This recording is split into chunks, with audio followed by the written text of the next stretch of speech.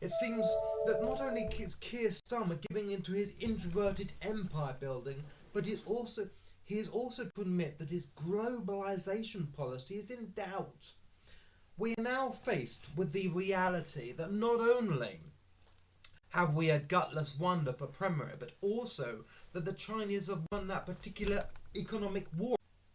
Third world countries will be the worst hit, as they are reliant on trade, and Trump has only recently said that the trade itself surpassed all his expectations because of his new legislation.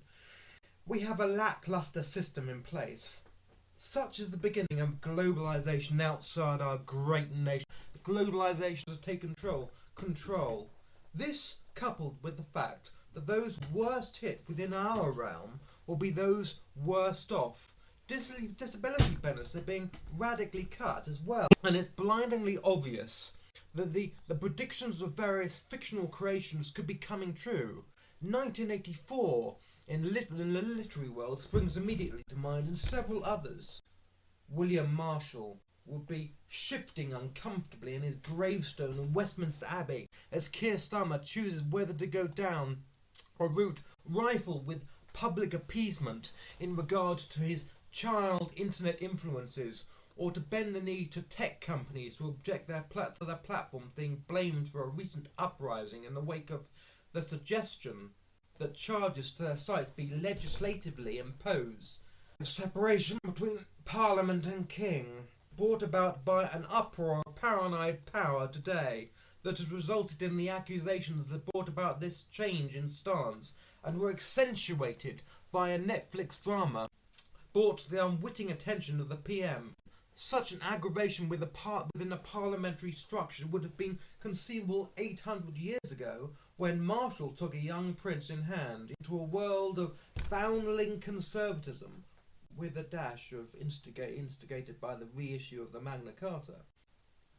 Aid workers recently killed in Gaza only highlight his concerns here, but the recent call to ban smartphones in schools only does more to highlight the tumult of panic that has washed over England in response to this.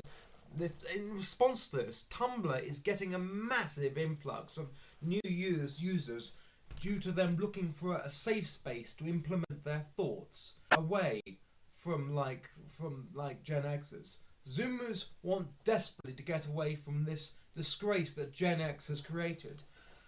With childhood poverty now increasing under the guise of progressive politics, Marshall's efforts to manage and wrangle a stabilised political system of conservative stability scattered. Now, even books aren't immune, with many now being banned and blemished through ostracising obsequiousness, like pieces like 1984 and A Brave New World are derided and scorned to such an extent they're going the way of other works that have been forbidden, like the Communist Manifesto and Mein Kampf. Now, quickly here, as I said that, I'm not suggesting either of the last two in any way to be held up as laudable. Indeed, they are disgusting and inaccurate scribbles. Isn't it going to be a bit difficult for me to patronise this book if we burnt it?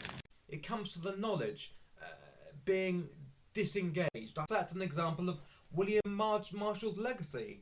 There might be an outcry on the internet, particularly on this platform, that my assertions are not backed by any citations which aren't substantial. Now, if this is your point of view, then you might want to check out some of my other vids here, particularly Posthumous Psalms, which examine in more detail historical stance and assertions made, or retrospective rumours that examines historical literacy.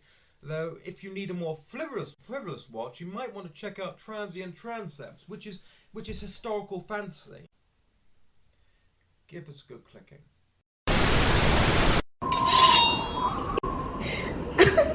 Shakanaka.